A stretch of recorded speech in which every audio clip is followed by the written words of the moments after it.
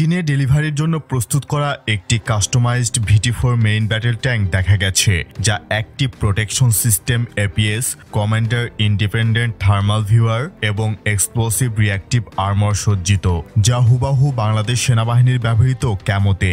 কিছুদিন আগে সেনাবাহিনীর জন্য দ্বিতীয় ব্যাচের VT5 লাইট ট্যাঙ্কের সাথে VT4 ট্যাঙ্ককেও দেখা গিয়েছিল। তখন অবশ্য VT4 ট্যাঙ্কের কোনো ক্যামো দেখা যায়নি, তবে এখন এই VT4 ট্যাঙ্ক বাংলাদেশি ক্যামোফ্লাজে দেখা যাচ্ছে। বাংলাদেশের লাইট ট্যাঙ্ক VT5 এবং এই ট্যাঙ্কের ক্যামোর তুলনার জন্য পাশাপাশি ছবি দেওয়া হলো। কি বুঝলেন?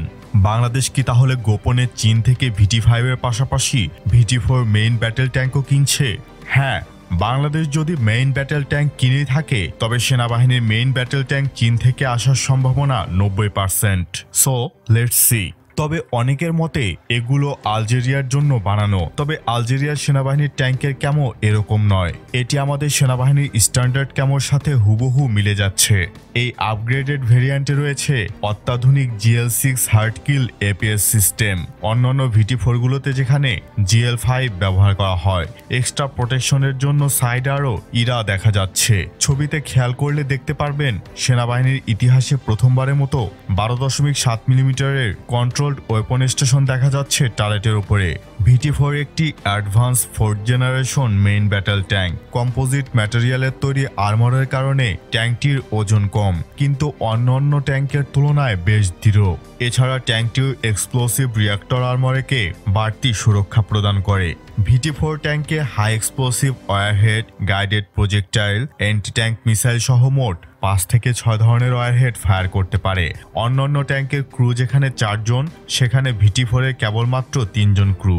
কারণ এতে আছে ফুল অটোমেটিক লোডার সিস্টেম, তাই গোলা লোডের জন্য বাড়তি ক্রুয়ের প্রয়োজন পড়ে না। VT4 এর আরেকটি আকর্ষণীয় ফিচার হলো এর রিমোট কন্ট্রোল 12.7 mm এর অটোমেটিক মেশিন গান। ফলে অন্যান্য ট্যাঙ্কের মতো VT4 এর গানারকে মেশিন গান ফায়ারের জন্য ট্যাঙ্কের বাহিরে বেরিয়ে জীবনের ঝুঁকি নিতে হয় না।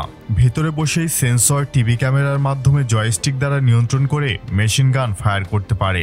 কেবলমাত্র রাশিয়ান T14 আর্মাটা এবং তুর্কি আলতে ট্যাঙ্কে এই প্রযুক্তি রয়েছে।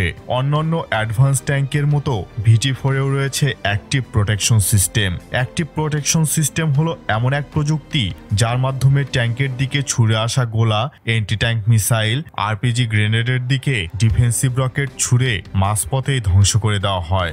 ব্যাপারটা বেশ কিছুটা এয়ার ডিফেন্স মিসাইল বা স্যামের মতোই।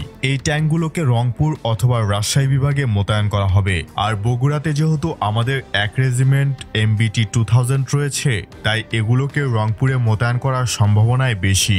ইদানিং শিলিগুড়িতে ভারত T90 দিয়ে মহড়া চালাচ্ছে, যার বিপরীতে VT4 খুবই ভালো একটি অপশন। আপনার কি মনে হয়? জানিয়ে দেবেন নিচের কমেন্ট বক্সে।